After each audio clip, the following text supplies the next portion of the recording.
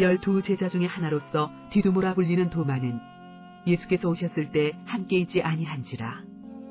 다른 제자들이 그에게 이르되 우리가 주를 보았노라 하니 도마가 이르되 내가 그의 손에 못자국을 보며 내 손가락을 그 못자국에 넣으며 내 손을 그 옆구리에 넣어보지 않고는 믿지 아니하겠노라 하니라. 여드레를 지나서 제자들이 다시 집 안에 있을 때 도마도 함께 있고 문들이 닫혔는데 예수께서 오사 가운데 서서 이르시되 너희에게 평강이 있을지어다 하시고 도마에게 이르시되 내 손가락을 이리 내밀어 내 손을 보고 내 손을 내밀어 내 옆구리에 넣어보라. 그리하여 믿음 없는 자가 되지 말고 믿는 자가 되라. 도마가 대답하여 이르되 나의 주님이시여 나의 하나님이시니이다. 예수께서 이르시되 너는 나를 본고로 믿느냐? 보지 못하고 믿는 자들은 복되도다 하시니라. 예수께서 제자들 앞에서 이 책에 기록되지 아니한 다른 표적도 많이 행하셨으나 오직 이것을 기록함은 너희로 예수께서 하나님의 아들 그리스도이심을 믿게 하려 하며 또 너희로 믿고 그 이름을 힘입어 생명을 얻게 하려 함이니라.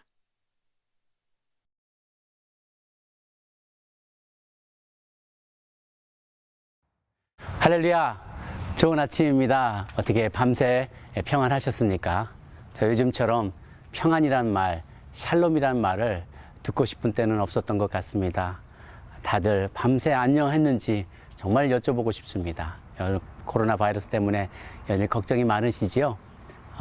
얼마나 무서운지 극장도 문을 닫고 학교도 문을 닫고 심지어 저희 교회도 이제 이렇게 온라인으로 예배를 드리게 되었습니다. 그래서 제가 오늘은 그 구하기 어렵다는 이 마스크를 한번 가져와 봤습니다. 우리 또 마트에 다 동났다는 그 핸드 세니타이저도 한번 가져와 봤습니다. 여러분, 그런데 여러분 가운데 코로나 바이러스를 정말로 본 분이 계신가요? 어떻게 뉴스에는 어떻게 생겼다라고 얘기하는 것은 좀 들어봤지만 실제로 그 바이러스를 눈으로 보신 분은 아마 없을 것 같아요. 너무나 작고요. 우리 눈으로 볼 수가 없죠. 그런데도 불구하고 사람들은 코로나 바이러스라는 게 실제로 존재한다고 확실하게 믿습니다.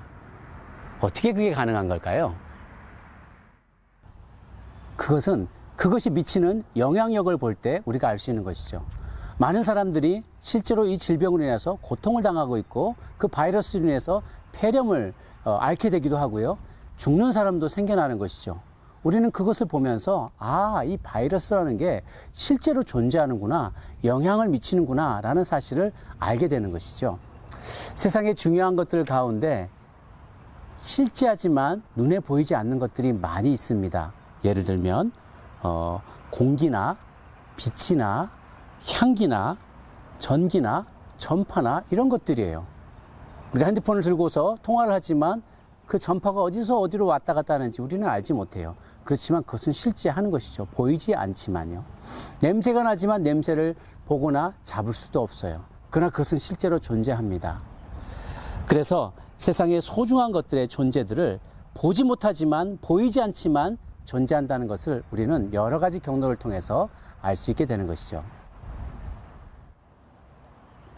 같은 논리를 이용한다면 우리는 눈에 보이지 않는 하나님, 그분이 실제하셨다는 사실, 그리고 그의 아들 예수님이 우리 곁에 걸으셨다는 사실, 그리고 그분이 죽으셨고 부활하셨다는 사실을 어떻게 믿을 수 있는가?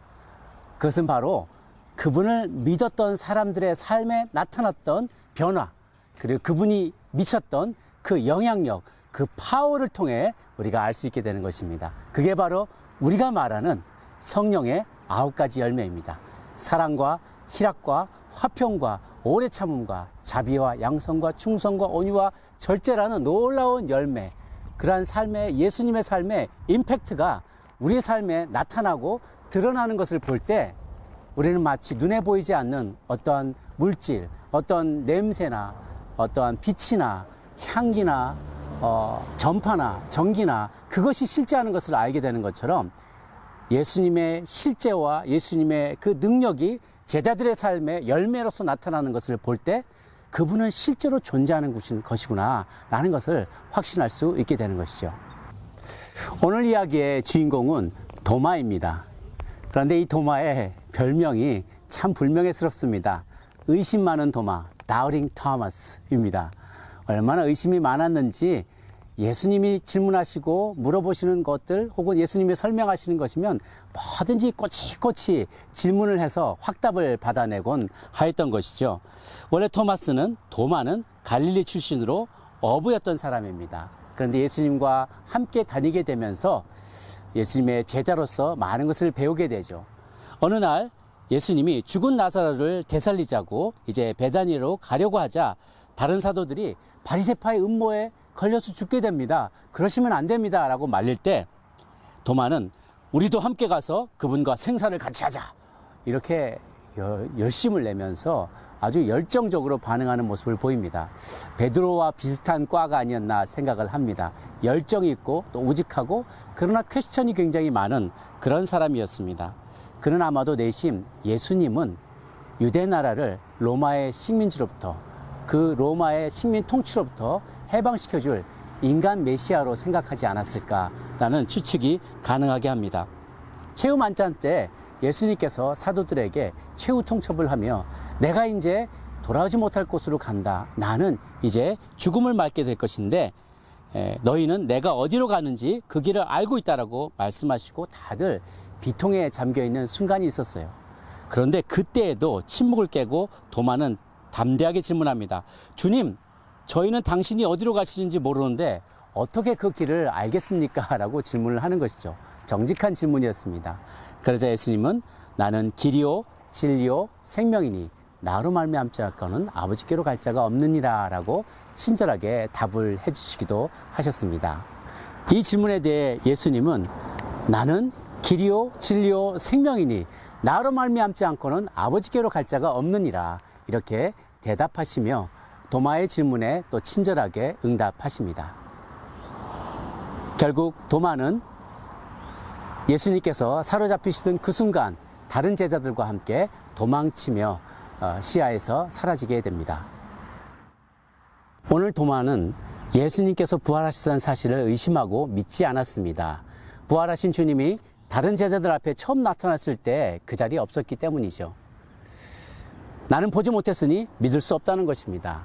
사실 저희들이 고등교육을 받을 때 대학에서나 이렇게 강의를 들을 때 일단은 의심해보고 보라라는 그런 가르침을 참 많이 받았던 저도 기억이 납니다.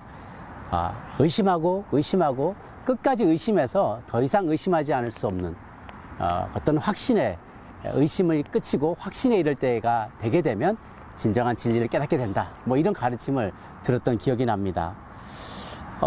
진리를 더 정확히 알고자 하는 그런 도마의 노력을 뭐라고 탓할 수만은 없을 것 같습니다. 어쩌면 다른 제자들은 그 동일한 의심이 있었음에도 불구하고 용기 내서 말하지 못하고 그저 아는 척, 믿는 척 그렇게 했을 수도 있으니까요. 그러나 문제는 도마가 예수님을 3년이나 따라다녔다는 것입니다. 그 3년의 시간 동안 도마는 예수님께서 수많은 제자들을 오병이어로 먹이시는 것을 보았어요. 죽은 자를 살리는 것도 보았고요. 또 병자들이 치유되고 눈먼 자가 눈을 뜨는 놀라운 기적의 현장도 같이 있었습니다. 그럼에도 불구하고 3년의 시간이 지났어도 도마는 아직도 예수 그리스도께서 하나님의 아들이심을 믿지 못하고 있었다는 사실, 그것은 좀 문제가 있지 않나 저는 생각합니다. 우리가 어떤 사람의 진술을 믿을 때 거치는 단계가 있습니다. 먼저 말한 사람이 믿을 만한 사람인가, 그리고 그것이 믿어지면 그 사람이 한 말도 이제 믿어지게 되는 것이죠. 도마는 예수님이 정말 믿을 만한 존재인가 3년의 시간을 함께 동행하였지만 그분을 실제로 믿지 못하였다는 것을 이 고백을 통해서 보여주게 됩니다. 왜냐하면 도마는 예수님께서 내가 사흘 뒤에 다시 살아날 것이다 라고 말씀하신 것을 믿지 않았기 때문입니다. 도마는 그 많은 시간 주님과 함께 하였지만 여전히 불신으로 갇혀 있었기에 내 손가락을 그의 구멍난 손에 넣어보고 또 내 손을 그의 찔린 옆구리에 넣어보기 전에는 내가 그분이 부활하셨다는 사실을 믿을 수가 없다라고 강변하였습니다.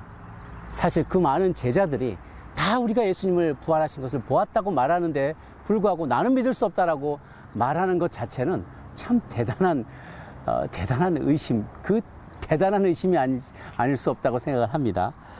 그런데 8일 뒤에 놀라운 일이 벌어집니다. 모든 제자들이 방 안에 같이 있었어요. 문이 닫혀 있었습니다. 들어올 수 있는 방법이 없었어요. 그런데 문 사이로 신비로운 방법으로 부활하신 예수님이 들어오시게 됩니다. 도마는 깜짝 놀라게 되었습니다. 그리고 주님께서 그래, 네가 말하던 대로 해봐라. 내 손에 너의 손가락을 넣어보고 나의 옆구리에 너의 손을 넣어보라 라고 말씀하셨습니다. 도마는 감히 주님이 말씀하시는 대로 할 수 없었습니다. 왜냐하면 바로 그의 눈앞에 부활하신 예수님이 의심할 수 없는 모습으로 와 계신 것을 보았기 때문입니다.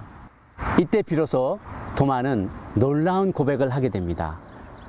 나의 주님, 나의 하나님이십니다. 당신은 나의 주님, 나의 하나님이십니다. 기독교 역사상 정말로 위대한 고백, 예수님이 바로 하나님이시다라는 고백을 한 것이죠. 비슷한 고백이 베드로가 주여 당신은 그리스도시요 살아계신 하나님의 아들이십니다까지는 했는데 도마는 한 걸음 더 나갔어요.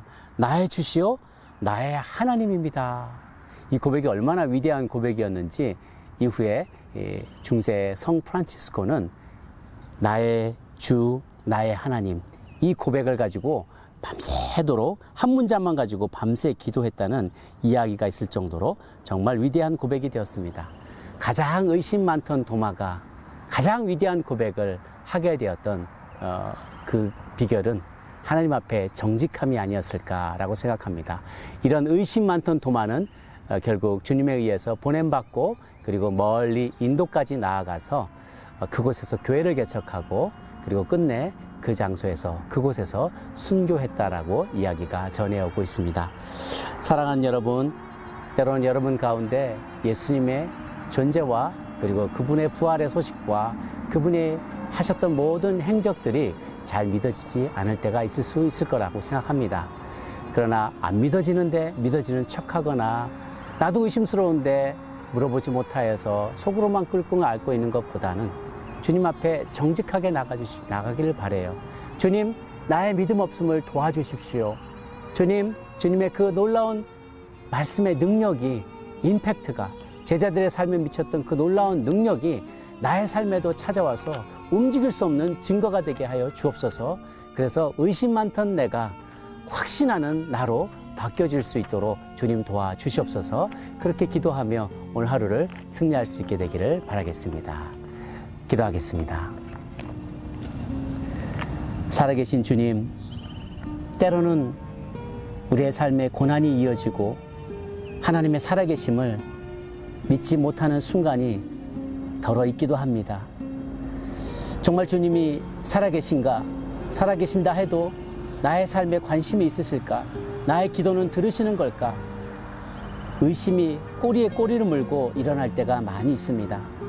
그러나 하나님, 도마가 주님 앞에 정직하게 아뢰며 나갔을 때 결국은 주님 앞에서 은혜를 입고 의심 많던 도마가 이제 확신하는 도마로 바뀌게 되었던 것처럼 우리가 첫 만남에 주님을 확실히 믿을 수 있기는 더 좋겠지만 우리의 마음에 불신앙이 있을 때마다 주님 찾아와 주시고 성령님 우리 가운데 일깨워 주시고 주님이 행하셨던 놀라운 역사들과 기적과 놀라운 진리의 깨달음들이 우리의 마음에 새롭게 메아리치게 도와주셔서 주님의 존재와 주님의 부활하심과 주님의 가르치심 그리고 다시 오심이 의심나지 않고 확실하게 우리의 마음에 자리할 수 있게 되도록 축복하여 주시옵소서.